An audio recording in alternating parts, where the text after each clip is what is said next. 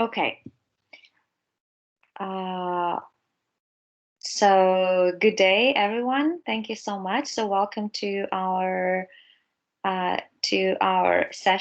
exam session, in which today we're going to present our project presentations that are dedicated or devoted to conspiracy theories.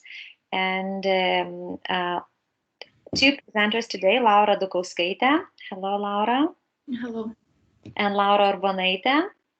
Hello. So, two MA students in their second year are going to present their findings on how they try to apply methodology of analyzing conspiracy narrative in different kinds of discourse and what their findings are.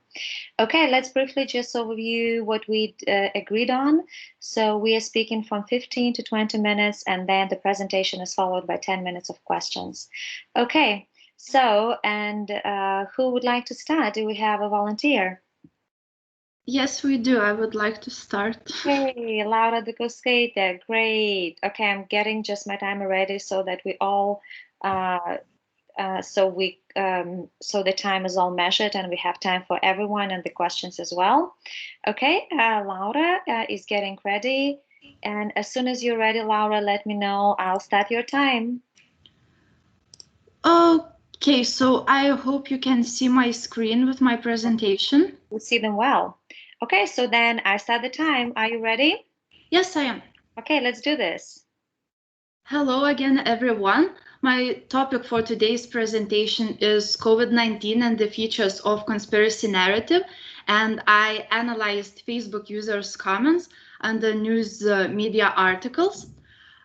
Here you can see the outline of my presentation. I will touch upon background, research relevance, motivation. We'll also talk about theoretical background relevant for this type of research. I will talk about aim and research questions, data, methodology. Then I will overview briefly my research findings, and then I will continue with discussion of the examples, and then I will conclude.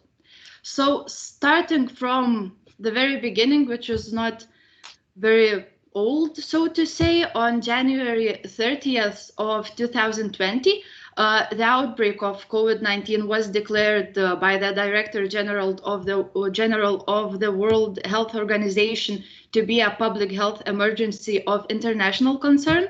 And then a set of temporary recommendations was issued. Nearly 6 weeks later, the same World Health Organization declared the coronavirus outbreak a global pandemic.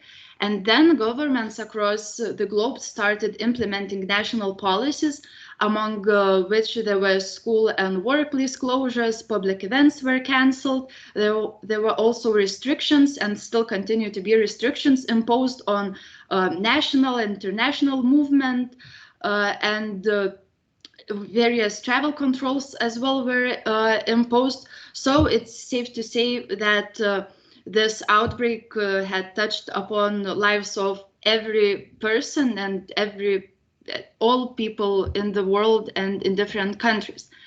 According to LexisNexis data, throughout the January of 2020, which was the full month of the outbreak, more than 41,000 English language print news articles mentioned the word coronavirus, and almost 19,000 included coronavirus in the headlines of their articles. To compare, we can refer to Ebola outbreak in Democratic Republic of Congo in 2018, when, for example, in the first full month of the epidemic, only 1,800 articles appeared which mentioned the name of the disease Ebola, and only 700 included it in their headlines. So we see that in the case of coronavirus, the coverage is simply vast. Evanega in 2020 with their colleagues analyzed 38 million articles about the pandemic in English language media. And the articles were collected from all the parts of the world, and they were collected in English. So they used CCNA's Next Generation Communications Cloud Platform, which was acquired using English language search string for misinformation topics in the context of COVID-19. And it included various variations of common keywords, for example, COVID-19, coronavirus, and SARS-2 pandemic, all of those that would relate to this particular string of coronavirus. And then they used Boolean operators such as and, or, not, and the proximity terms to sift for relevant content. And they concluded that misinformation portion of the data sample comprised only of 2.9% of the whole data sample. However, 1.1 million articles that were identified as covering, fact-checking, or repeating misinformation represent a large volume of information that is very much likely to have significantly influenced public perceptions of the pandemic, because only 16.4% of the information about the conversation about the misinformation was fact-checking in nature, suggests that the majority of COVID-19 misinformation was conveyed in the media, was circulating without question or corrections. Talking about more local context, in Lithuania on May 12th of 2020, military experts released an official report, held a press conference actually, about growing flow of disinformation on management of coronavirus in Lithuania. And since the beginning of February until middle of May of 2020, 1,063 cases of misleading informations were identified.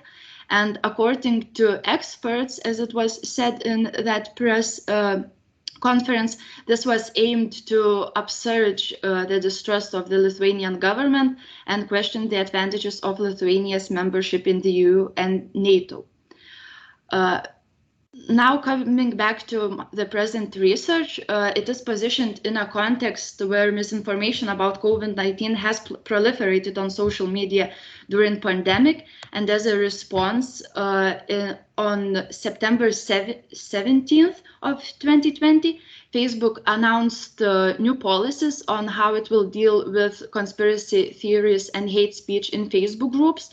And on December 3rd of the same year, Facebook had expanded their rules against falsehoods and conspiracy theories, and they prohibited prohibiting content that exploits the pandemic for commercial gains, or removing content that promotes falsehoods and conspiracy theories about COVID-19 vaccines.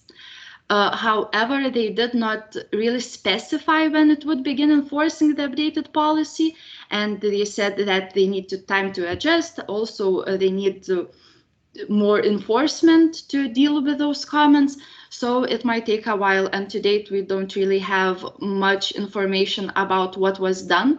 And it is supposed that proliferation of ideologically based groups on Facebook and subsequent moderation of those could influence the amount of publicly available conspiratorial comments, especially in comment sections of the news media sources that act as outlets to express distrust in authority or media.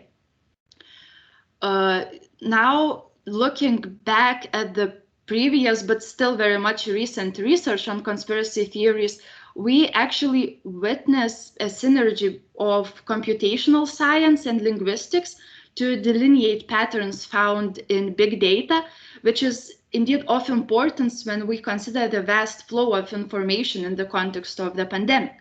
And Tangerlini et al. In 2020, they based their work on qualitative narrative theory of grammars, and they formulated graphical generative machine learning mode, which allowed for the discovery and description of the generative narrative frameworks of conspiracy theories that circulate on social media and actual conspiracies that are reported in the news media.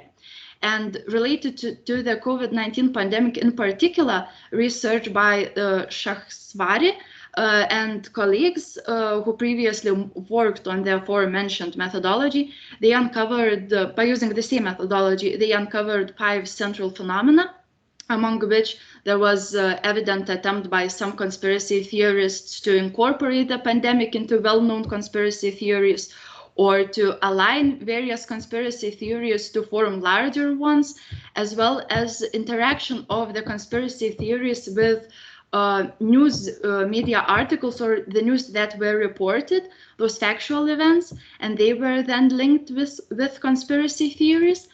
And given that the data sample for this particular project is considerably smaller, this research will focus on qualitative textual analysis based on clients' and colleagues' categories associated with conspiratorial beliefs. But first, let's briefly take a look at definitions found in literature.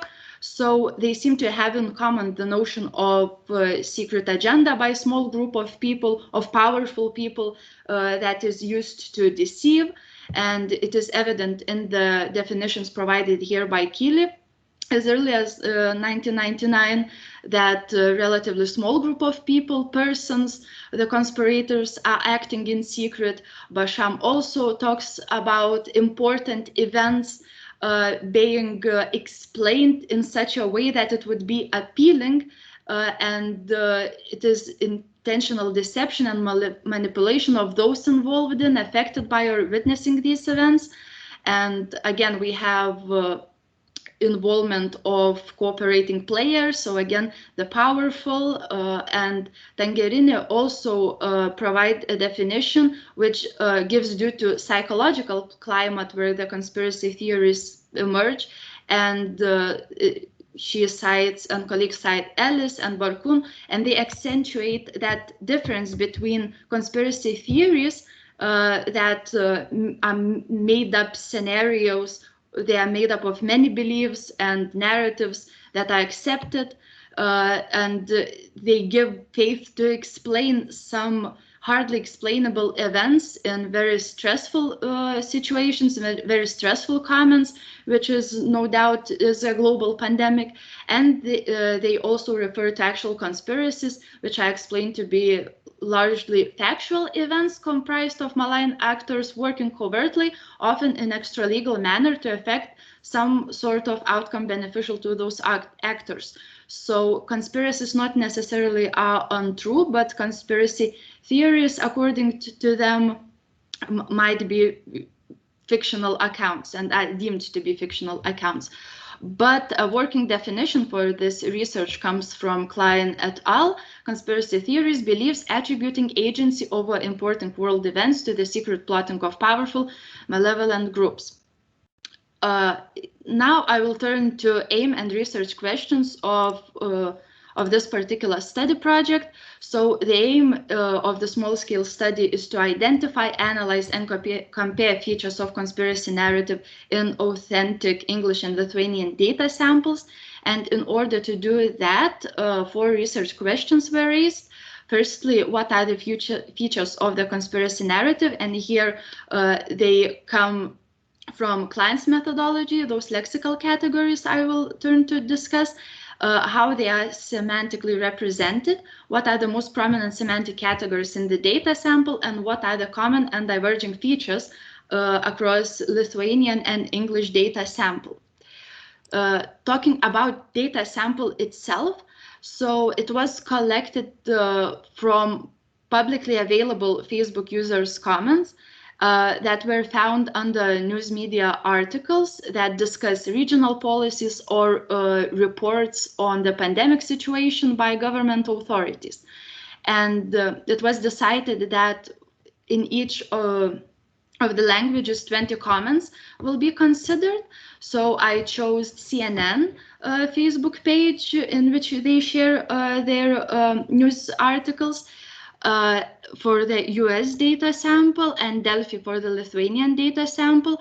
And those 20 comments yielded 1,131 words for English data sample and 474 words for the Lithuanian data sample. And time span of the articles published in their Facebook pages is from October 30th to December 8th of 2020. And for English data sample, it was comments under 3 articles were considered, whereas in Lithuanian data sample, it had to be comprised from comments under 4 news articles shared by Delphi Facebook page, given that one of the conclusions actually is that in their comments, English speakers are much more expensive with their language. Methodology was chosen for this analysis is qualitative semantic analysis based on categories adapted from Klein et al. Article, and those categories are titled under their psychological factors that, according to Klein, are responsible for the emergence of conspiratorial beliefs. So those would be 5: powerlessness and outlet for negative feelings, defiance and distrust, personal values are under threat, psychopathology, conspiratorial worldview, an external enemy, together with negative emotions directed towards the powerful. Comments under the articles were read and coded manually, including in the data sample those that exhibit clients' lexical categories and represent semantic implications of those. So, brief overview of research findings conclude that in English data sample, the most prominent category under which fell the majority of comments, 11 comments out of 20, was conspiratorial worldview, where people see an external enemy. And the second category was defiance and distrust, where the rest of the comments fell under. And the Lithuanian data sample also exhibited 2 of the most prominent categories, the same as in English data sample, but in different positions. Firstly, it was defiance and distrust with 12 comments. The most productive one, and conspiratorial worldview and negative emotions directed towards the powerful yielded 6 comments. And the third category was also observed, powerlessness and outlet for negative feelings, due to the combination of semantic content with abundance of exclamation and question marks that signal rage, anger, confusion. Now let's discuss the Lithuanian data sample. And under this defiance and distrust category, we have general semantic categories according to Klein of disappointment, deception, disgust, suffering, dominant, fear, help, and so on. However, in my data sample, we were dealing mostly with distrust and defiance, as exemplified by visiškai netikiu karantinu, vis tiek bus tų užsikrėtimų į valias, and kodėl nepasakot, kad jis tęsis iki kovo mėnesio, as if the government or the media that addressee is hiding something from the people. And tai jau iškart darykit karas, ko tempėte laiką, tyčiojatės žmonių, laikote už durnelius, makaronus kabinat, meluojat. Here we have a very apparent case of distrust that is exemplified by meluojat, makaronus kabinat. The second category, conspiratorial worldview, and where external enemy is present and negative emotions directed towards the powerful, also correspond to lexical categories where government, the internet is addressed. And in the case of Lithuanian data sample, we have sena valdžia darė iš mūsų avinus tiek naujadarys, and the secret plot by the powerful that everything was pre-planned. And we witnessed the official document, which supposedly should explain that everything was a secret agenda and it was already decided before. And here we have that the the external enemy is the government, and the whole industry viskas buvo suplanuota, pre-planned. And again, in this case, we have journalistai jūs malat. Here we see that mainstream media is also addressed as one of those external enemies that are taking part in this secret bigger agenda. Now let's turn to a different example of the same category, conspiratorial worldview. Here we have semantically represented afera, propaganda, teroras, žlugdymas, nuodai, žudymas. So some of the comments in the data sample, they represent the general paranoia, and which is related to the situation, but as well related to the fear of vaccination and those supposed grotesque outcomes, such as nuodų masinis naudojimas ir žmonių žudymas. Turning to English, discussion of the English examples. Here, the most prominent category was conspiratorial worldview. And here, it is semantically represented by explicating the powerful them and the external enemy. In the data sample, that external enemy was either the other country responsible for the whole situation, secret organization, other political party, or mainstream media that are said to have secret agenda. So now let's take a look at the examples. The first example, that China sent the virus here, not Trump. And again, we have Biden, Pelosi, etc., were the ones who said it was nothing. So it is an apparent case of political differences as well, expressed by antagonizing the opposing party. But we also have the other country involved, that China is somehow responsible. And in the second example, we have a little semantically more colorful representation of evil overlords, and the whole pandemic is deemed as scandemic, suggesting the lies and some secret plot that it is a scam. The third example was written in all caps, and it was bordering with a category of anger.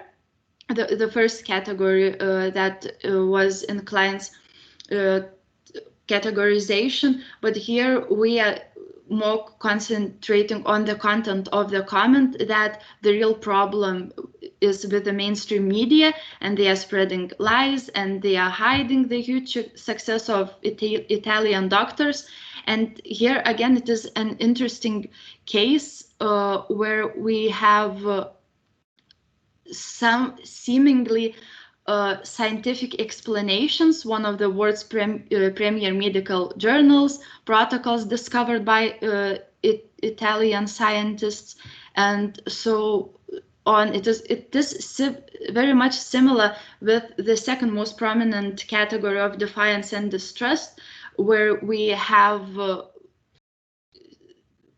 confirmation actually for Douglas's research, where it was suggested that advocates of conspiracy theories, they are careful to appear rational and open-minded, and they resort to somehow citing or referring to scientific sources to support their view. And it is evident in the third example in the slide as well, that the more you test, the more you will find. And here we have the list of CDC, those medical conditions linked to coronavirus deaths that were cited here as well. Yeah, so they also, in this category, they resort to open-ended questions addressing the media, and just in general asking questions. Why are we not seeing homeless people dropping dead in the streets? What is the answer? Explain, as if some objective truth is being hidden from the people. And again, the second comment conforms to Douglas's observation that the person who commented supposedly did some research. I've been checking the obituaries across the country for months. I can't find any increase in death from 2019. And that is it for about the discussion. So conclusions of this small scale study suggest that the most prominent categories in both data sample are defiance and distress and conspiratorial worldview and negative emotions directed towards the powerful.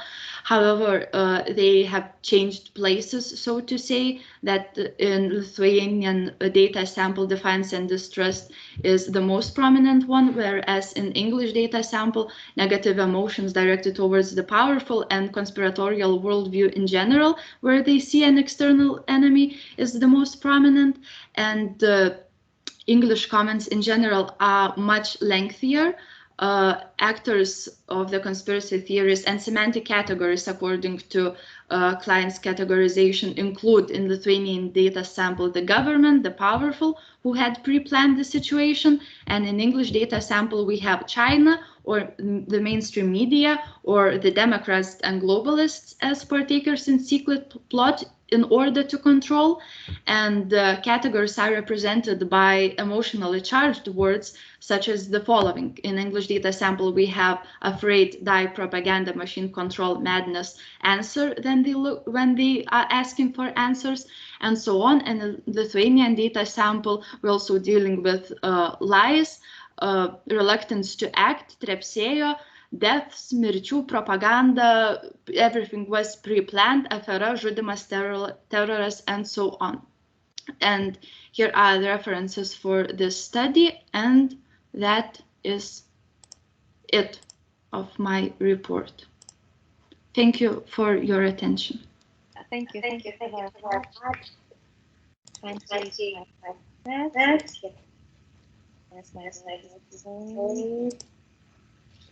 Okay. Let's start question time. Okay, someone mute oneself so that we not echo each other. Okay. Let's proceed to the questions and start the time. Yes. Okay. So any questions to Laura Dubauskaitė? Yes, Laura. Yes, I have a few questions.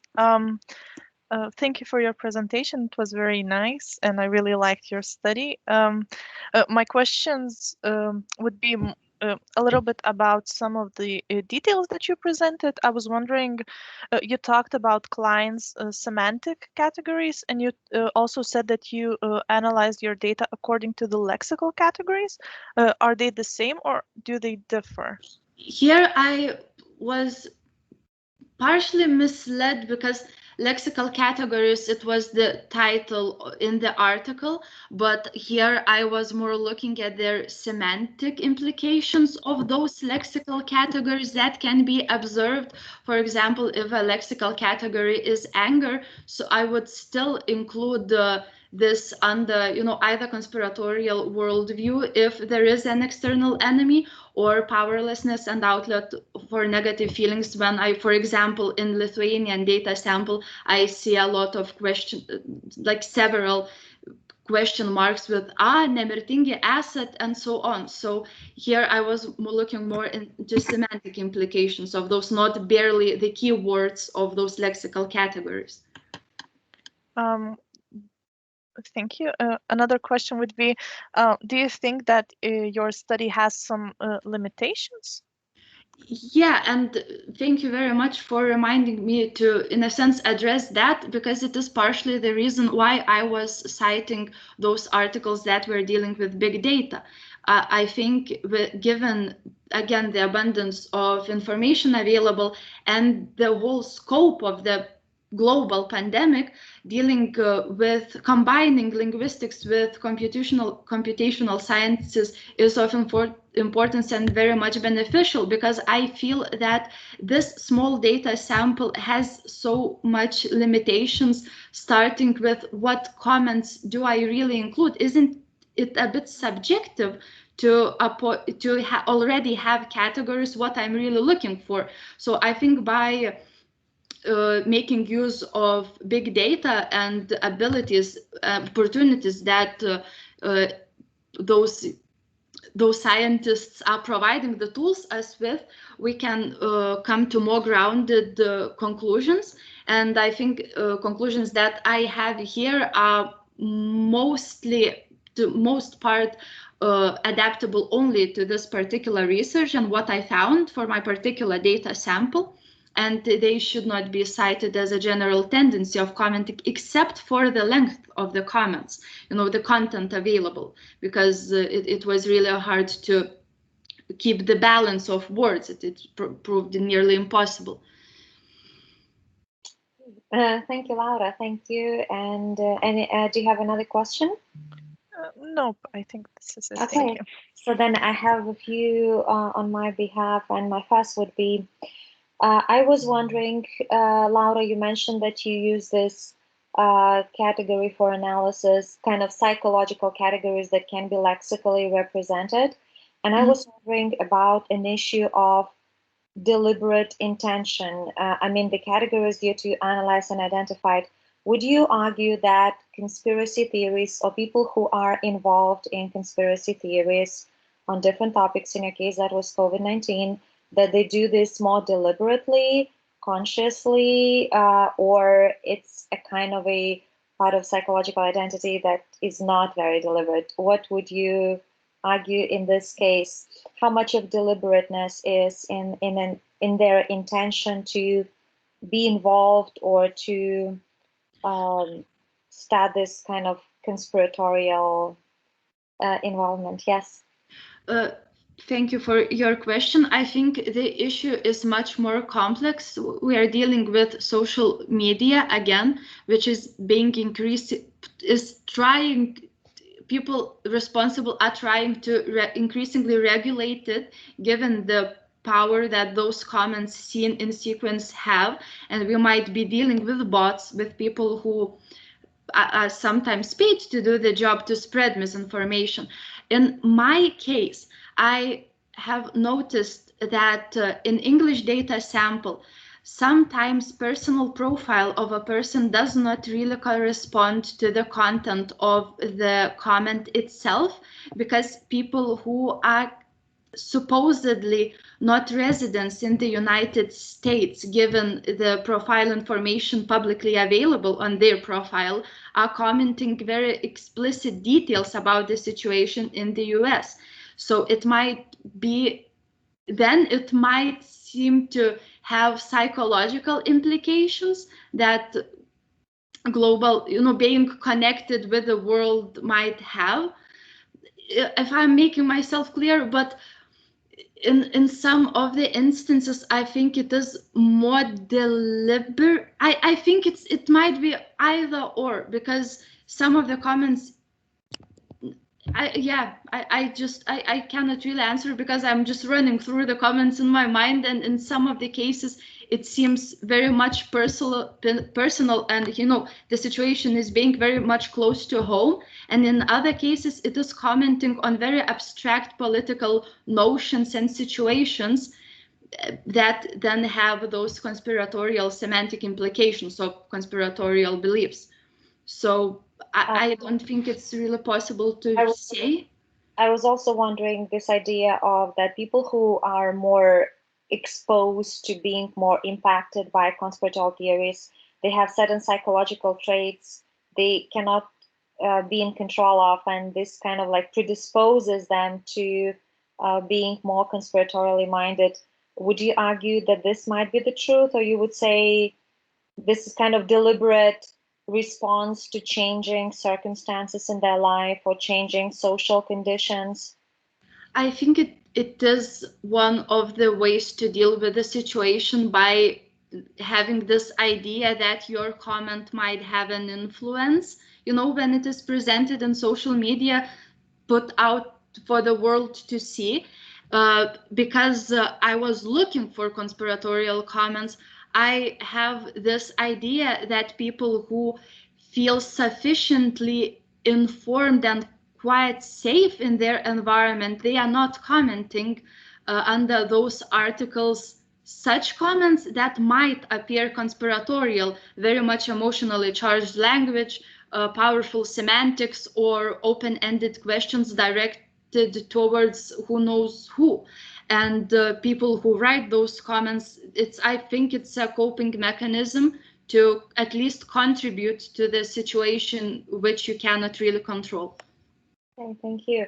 And my last question would be regarding one of your conclusions where you gave examples of the references to this conspiratorial enemy. And in the mentionings, you had Democrats and globalists. So Yes. regarding these two categories, would you argue that people who are more predisposed to conspiratorial narrative, would they be more of a conservative ideology or more conservative outlook on life? Yes, from my data sample, it is definitely yes, because nowhere out of those 20 comments, it was not for other way around. Those were always the opposing party, at that time, the Democrats who were blamed as partaking in this conspiracy. So from this research, I would make such a conclusion that more conservative people are leaning more towards conspiratorial beliefs. But again, it's too small scale of a study to draw such sound conclusions. And my very last is more like of a general feedback that I would like you to give on the idea of how analysis of conspiratorial narrative can possibly contribute to understanding of political discourse or mediated discourse, political mediated discourse. What would you say, political mediated discourse? I think it is a very clear and useful indicator of what general public might be lacking. It is not, I think it would be too bad if results of such studies would be dismissed and kept in vacuum of simply discussing conspiratorial beliefs and not taking that to more mediated political discourse, because it indicates that people are feeling lack of information, lack of transparency, they are not feeling safe, and those ideas, conspiratorial ideas of what is really happening, might be worth looking into, either to debunk those beliefs and explain people what is happening to extent possible, or just prevent the spread of those conspiratorial beliefs that might be not beneficial at all, not to politicians themselves and just public in general. Thank you. Thank you so very much, Laura. Okay, so the time is over. Thank you for your project, for presenting to us your findings. And now it's time to welcome another presenter of her project. This is Laura Urbonaite. Laura, start getting hello. And let me share my presentation. Yes, okay, when I can start your time as well.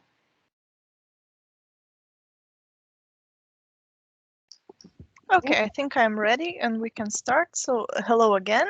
My name is Laura Urbonaite, and today I will be talking about vaccination conspiracy narrative on Twitter, and it is going to be a comparative study. You can see the outline of my presentation. I will be talking about the research relevance, some background information and theoretical background. I will present the aim and research questions of my thesis, of my research. Then we will talk about data and methods. I will present results and discussion, and I will conclude with some concluding remarks. And let's move to the research relevance.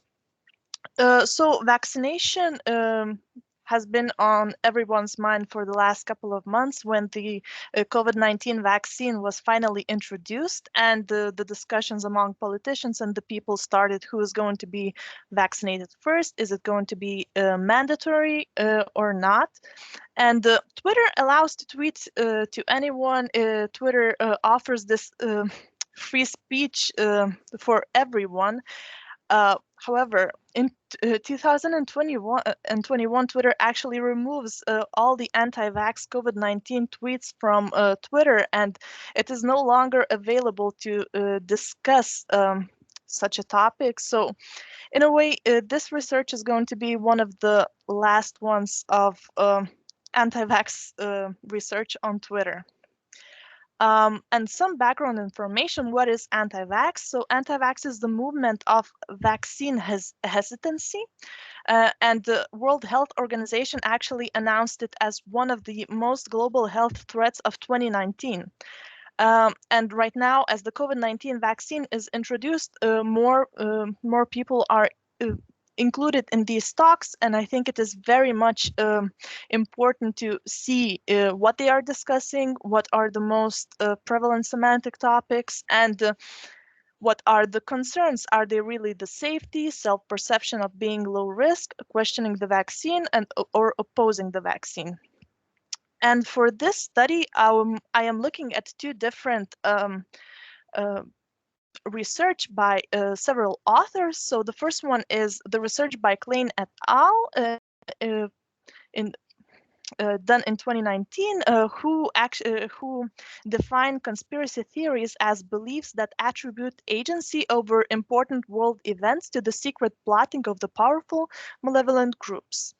And they say that there are three factors involved in conspiracy theories. So we can see cognitive, trait factors, and social factors.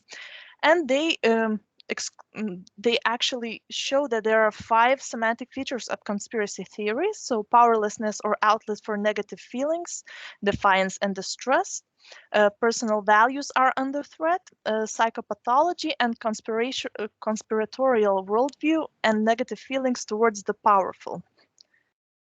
Another research done by Douglas et al. In 2019 defined conspiracy theory as a secret theory by 2 or more social actors. So we see how many agents are involved in this theory.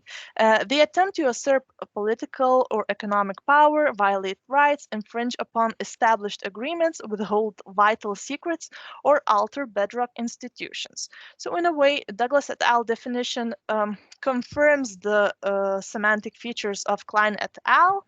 And they follow the same, similar patterns. Douglas et al. Says that 4 factors are involved in conspiracy theories, so psychological, demographic, political, and motivated reasoning. And they actually show the consequences. So what happens when people conspire?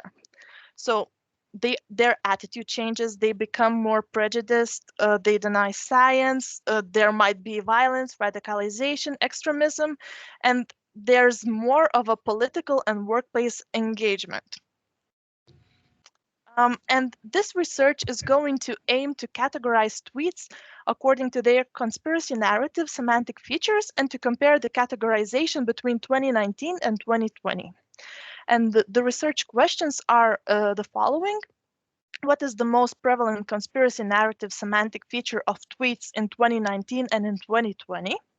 Do the semantic features differ in 2019 and 2020? Does the COVID-19 situation affect the tweets and their semantic features? So the data for my research consists of 40 tweets, 20 tweets from September 2019 and 20 tweets from September 2020.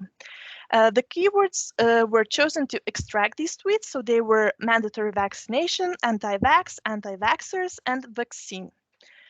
And in total, I have 1,438 words, which consists of 777 words in 2019, 661 words in 2020. These tweets also include 8 images and 10 links.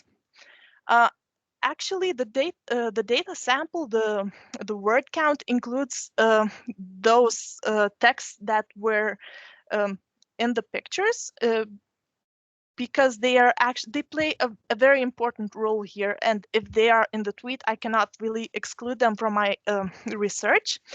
The links, the names of the links were actually excluded. And the methods that I am going to use in my presentation, are as following. So I'm going to use qualitative critical multimodal discourse and textual analysis in a way because I am looking both at words and at pictures. And my research is going to be based on Klein et al. Semantic features methodology. And I have, after this smaller scale pilot study, I saw that my research requires a few more different categories. So I decided to employ two another categories, which were humor. And in this category, I included anti-conspiratorial worldview and belief in science.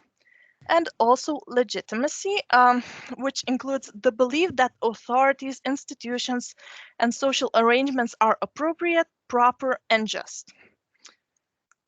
These are the categories that I categorized my tweets into. So the first one being powerlessness, outlet for negative feelings, defiance and distrust, personal values are under threat, psychopathology, conspirational worldview, negative emotions directed towards the powerful, humor, and legitimacy. And let's start by looking at the numbers. In 2019, the most prevalent category was defiance and distress with 12 tweets. The second one was conspirational worldview with 7 tweets, and psychopathology did not have any tweets. However, personal values are under threat and legitimacy had 1 tweet each. As you can see, if we add up all these numbers, they make up more than 20, but I think that it is very much important to categorize the tweets according to their semantic features, and which means that some of the tweets have been included in 2 different categories, in 2 or more. The first example that I am presenting to you is of defiance and distrust and negative emotions towards the powerful. And the tweet is as follows. When will the medical mafia stop blaming anti-vaxxers and accept that their vaccines are failing? So we see that the medical workers are shown as mafia. We are talking about the anti-vaxxers as a group that is going against someone, and the vaccines are failing. So we see that there isn't really the result that the medical mafia, as mentioned here, are expecting.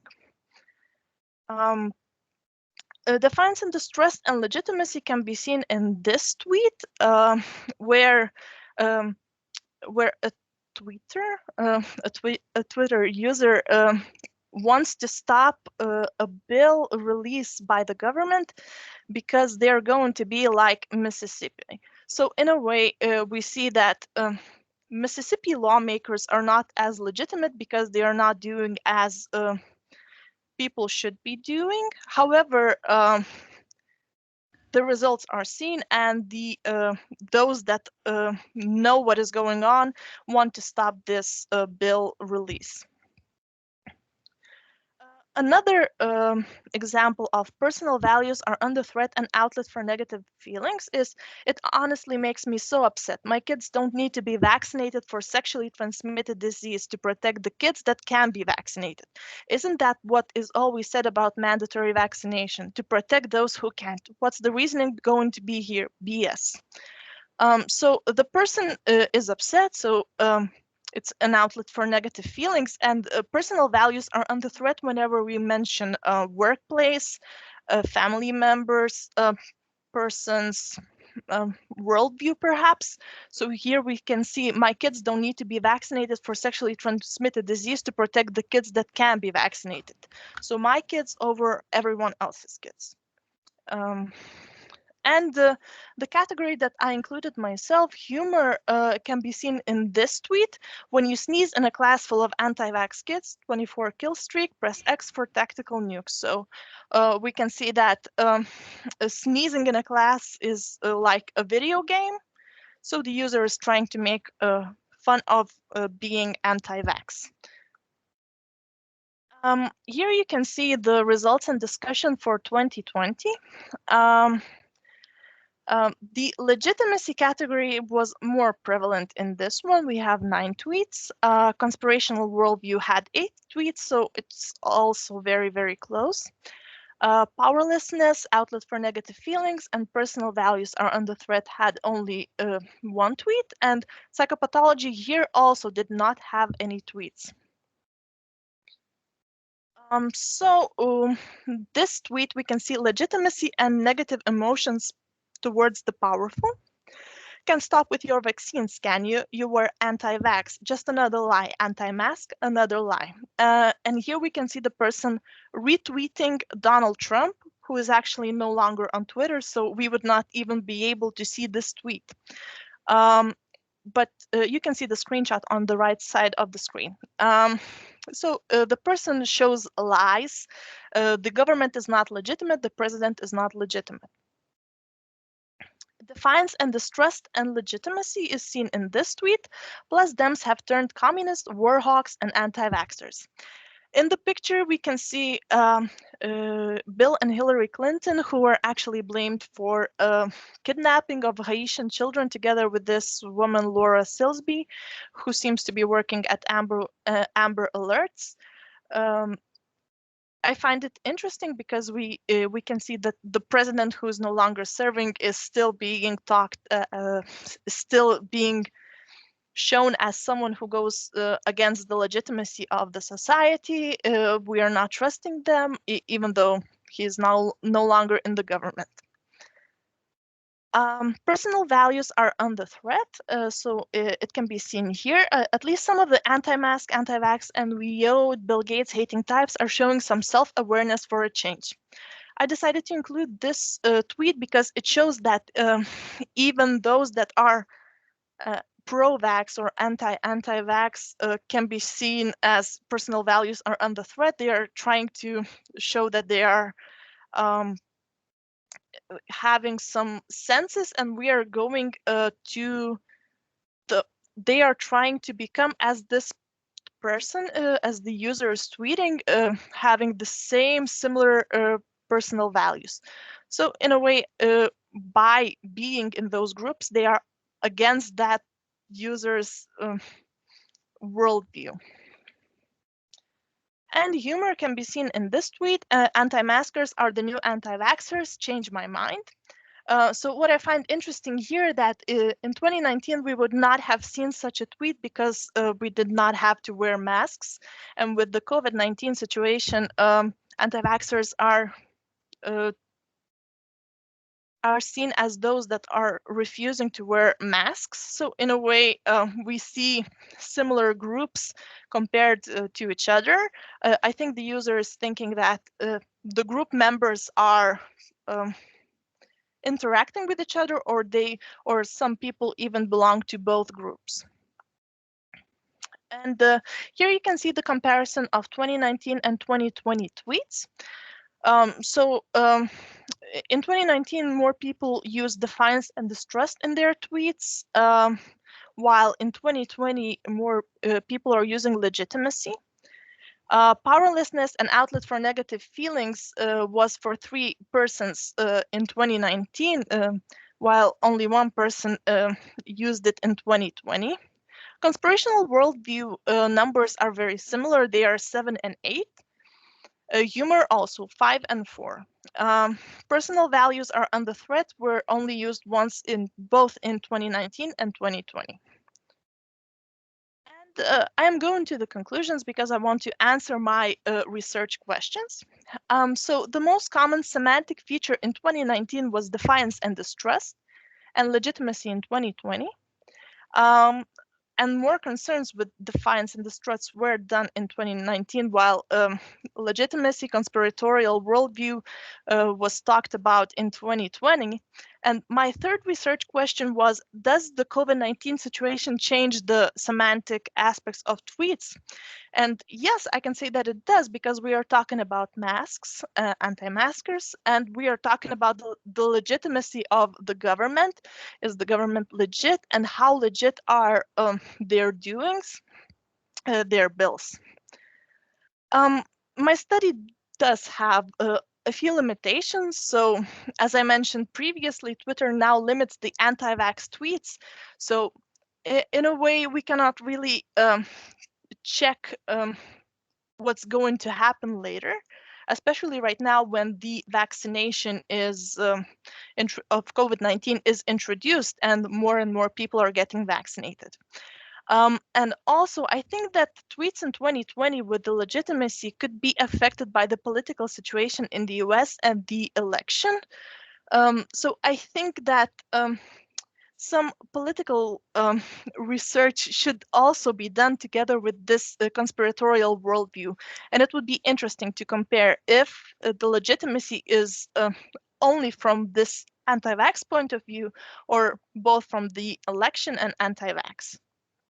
And of course, the research was based on a single research by Klein et al. And the categories could be way more extended. Perhaps one of the categories could be the election, or perhaps some more tweets could be included to make this research more extensive.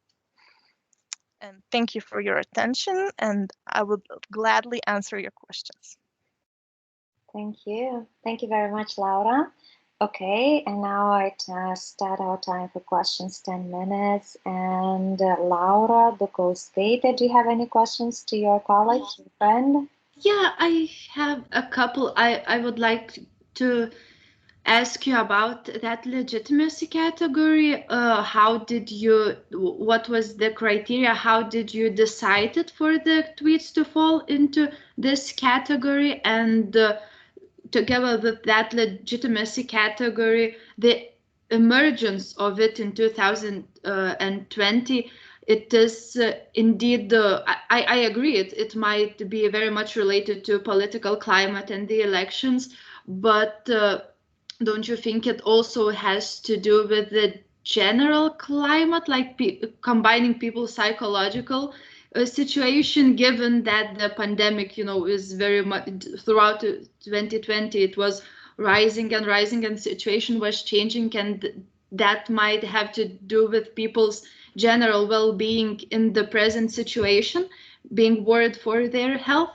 And similar question as well, legitimacy and science. Have you found some of the tweets that might at least try to cite scientific articles? Because from my experience, they tend to find evidence with those, scientifically looking articles. So that would be my question. Okay, a very complex question, but I will try to answer point by point. So the legitimacy category was mostly noticed in those tweets that are mentioning the government as the reason for something. So, for example, I know that even though that tweet about the Clintons was not mostly about the vaccination, it was basically against the Clintons, let's be honest. They are shown as someone who is the powerful and who is against everything. So let's make up some conspiratorial theories, and let's look at it. And yes, that's how I tried to look at it. The institution and its values. If, for example, if the person is talking about something that goes against the institutional values, I decided to include it into this category. However, it was never alone. The legitimacy category cannot really have only that one, right? If it is a tweet, it usually includes also the negative outlook towards the powerful, or the defiance and distrust. But I think that it works both ways. Legitimacy should be here because some of the tweets aren't, they are not defiant in a way because of them. But yes, that's how I included that.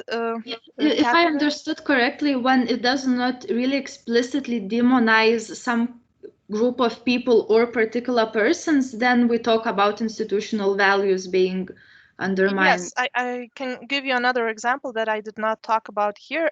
Boris Johnson was making fun of someone, of an anti-vaxxer, and I included it into the legitimacy category because the government is pro-vax, and the person retweeted Boris Johnson's tweet, so we are seeing legitimacy as values of the institution, the government. Yes.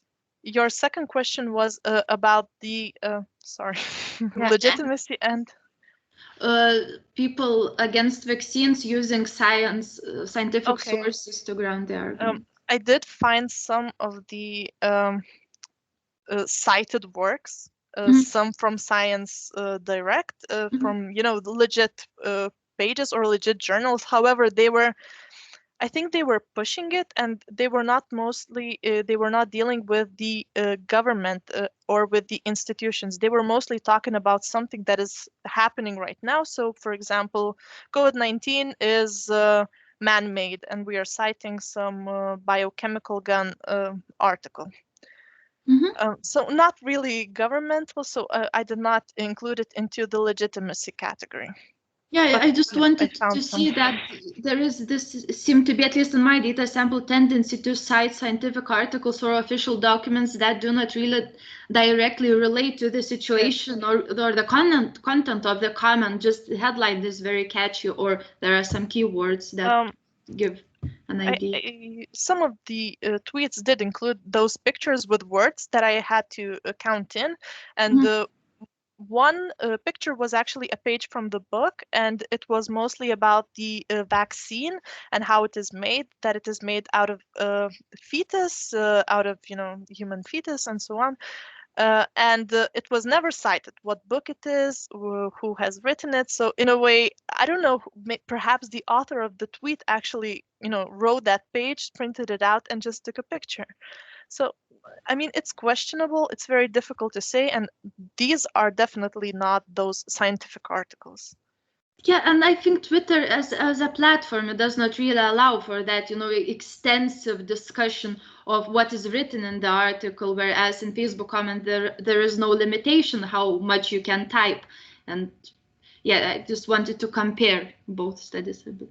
Thank you so much for your answers. Thank you They for seem your legit. Thank you, Laura.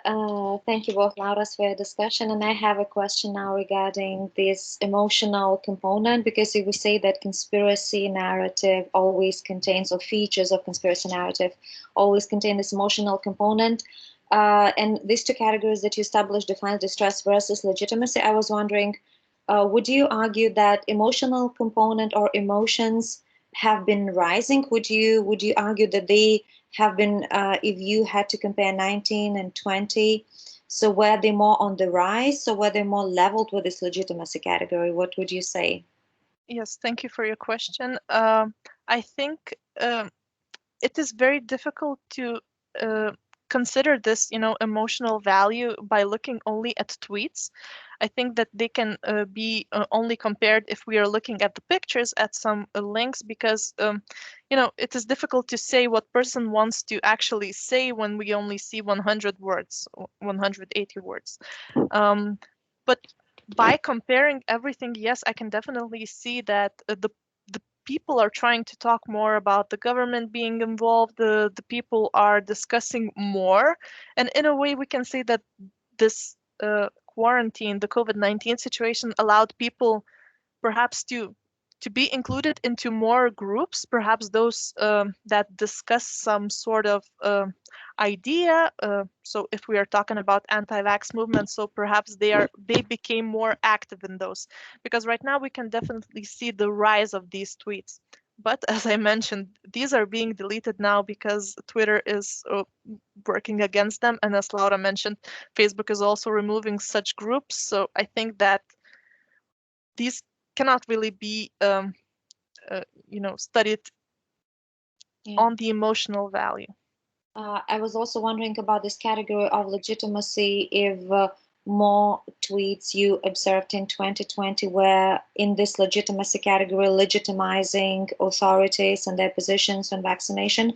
Would you also argue that people are becoming, at least the tweets that you collected, the same number of tweets, you found them more pro-vaccination, so to say, if legitimacy is more prevalent than distrust into vaccination?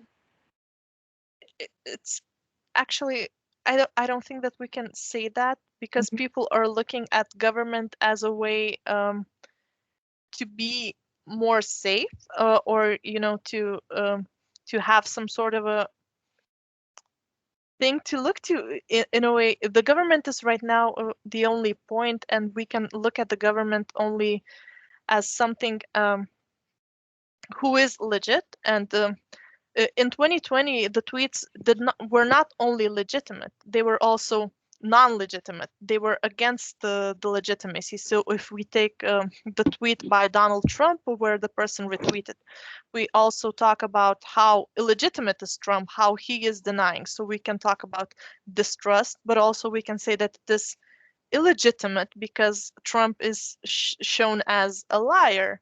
And I still included such a tweet here because we are considering this a factor of legitimacy, even though it is negative, in a negative mode. Yeah, so I was also wondering, and my last observation would be your question, if these were two major categories, legitimacy, defiance versus distrust, could we also argue that this vaccination issue was more focused on values or predisposition towards values? Yes, I would definitely say so, because right now people are not talking about how they trust the government or not, but they are looking at everything through this either legitimacy or this negative conspiratorial point of view. Because in the 2020 tweets, I had a very like 8 tweets of negative conspiratorial values and 12 tweets of 12, I think, of legitimacy. And people are trying to build this perhaps even a narrative, what is happening, how it happened, and what is going to happen later. Could we also then argue that if value are central in the conspiracy narrative, in case at least of this Twitter analysis and the tweets that you analyze, could that also mean that that is one of the reasons the values are so central? This is one of the reasons why it's so difficult to change people's opinion or make them, because it's all about the values, so and values are not easily changed. Oh yes, I would definitely say so. The values are of a high importance here, because the humor category, let's face it, it's basically anti-vax, pro-vax, and those people are definitely not going to become anti-vax because of their tweets. They're making fun of those, and the anti-vaxxers are making fun of them. So I think these are very much value-based categories that are very, very hard to change, and the person sticks to their opinion and beliefs. Thank you. Thank you so very much. Thank you. Thank you. Thank you both, Lauras. Thank you for being so passionate about this research and showing the findings. Yes, thank you. Thank you very much.